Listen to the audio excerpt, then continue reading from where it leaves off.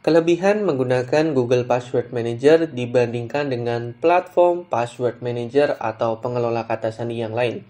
Seperti yang kita ketahui, di Google Chrome itu sendiri ada yang namanya Google Password Manager.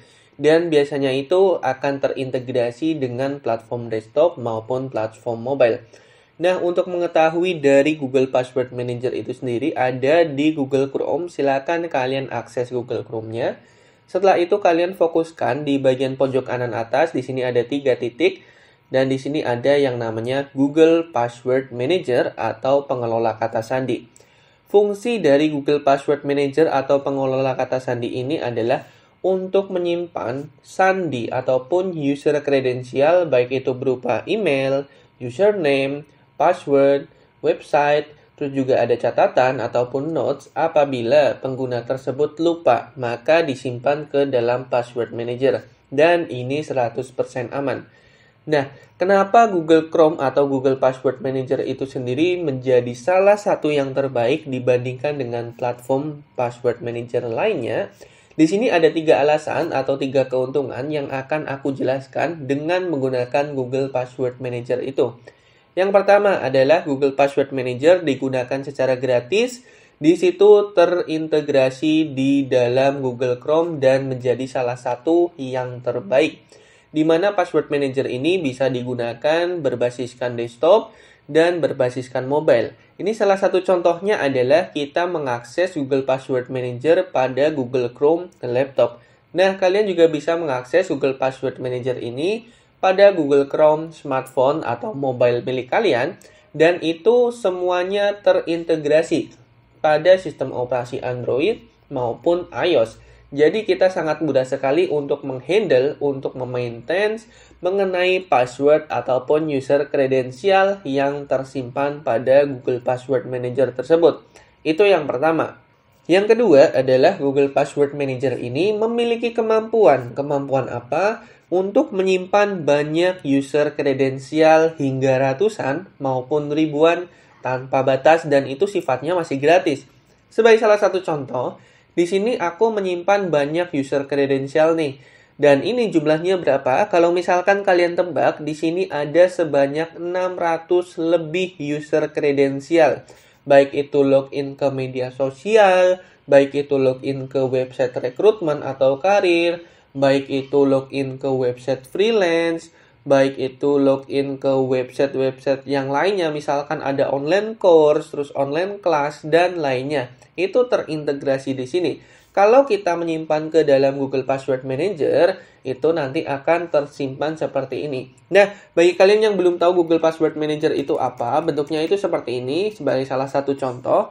Di sini, kalau misalkan kita lihat nih, ini adalah Google Password Manager, bentuknya seperti ini, simple sign in, saver password. Nah, ini adalah salah satu contoh. Contohnya dalam bentuk tutorial seperti ini. Kalau misalkan kita mengetikkan username, email address, dan juga password, nanti akan muncul tuh notifikasi untuk menyimpan passwordnya. Kalian langsung simpan aja dan nanti akan tersimpan ke Password Manager. Sehingga nanti untuk login kembali di lain waktu akan ada pengisian autofill seperti itu ya. Kalau misalkan kalian lupa. Jadi ini benar-benar sangat aman dan ini dapat digunakan pada perangkat maupun device pribadi milik kalian. Salah satu contohnya seperti itu. Baik, untuk yang ketiga adalah bahwasannya di dalam Password Manager itu sendiri juga ada fitur nih. Nah, fitur ini adalah salah satu fitur peringatan keamanan yang nggak dimiliki oleh tools maupun layanan Password Manager yang lainnya. Apa itu? Di sini ada fitur yang namanya check up. Di sini ada 3 menu, ada password, ada check up, ada juga setting.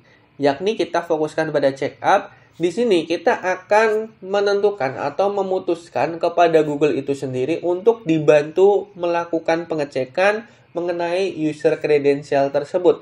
Apakah memang aman atau secure atau malah nggak aman, perlu diganti maupun perlu diperbaiki. Nah, ini adalah salah satu fitur password check up pada Google Password Manager itu sendiri. Di sini ada 3 macam. Yang pertama itu 7 compromise password, yang kedua itu reuse password, dan juga yang ketiga ada weak password.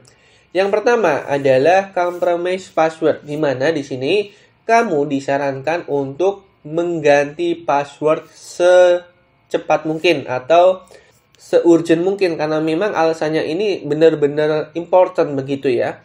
Di sini misalkan passwordnya itu indikasinya jarang diganti. Misalkan ada upaya atau aktivitas mencurigakan login dari device atau tempat lain.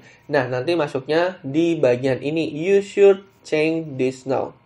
Untuk yang selanjutnya, yang kedua itu ada reuse password. Di sini penjelasannya adalah create unique password. Yang mana di sini itu kita harus menggunakan password yang unik. Karena indikatornya di sini, kita menggunakan password yang sama di banyak platform. Ingat, satu password itu bukan untuk semua platform.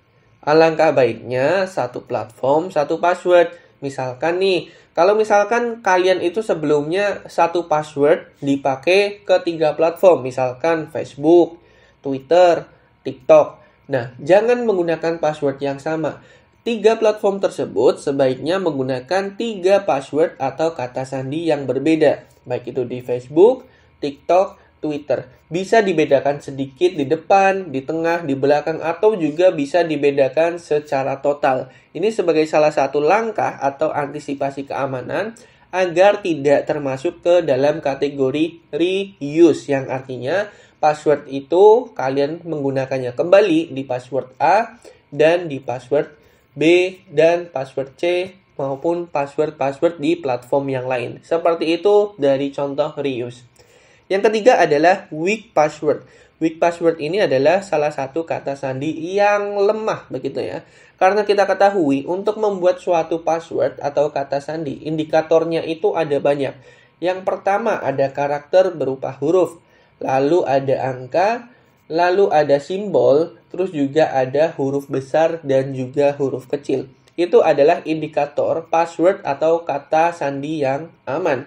Nah, maka dari itu, kalau misalkan sebelumnya kalian itu menggunakan password cuma huruf aja, misalkan password di platform Facebook, aku cinta kamu, seperti itu ya.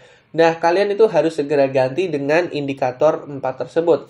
Ada kombinasi huruf, ada kombinasi angka, ada kombinasi simbol, dan juga ada kombinasi huruf besar dan juga huruf kecil, sehingga password tersebut aman.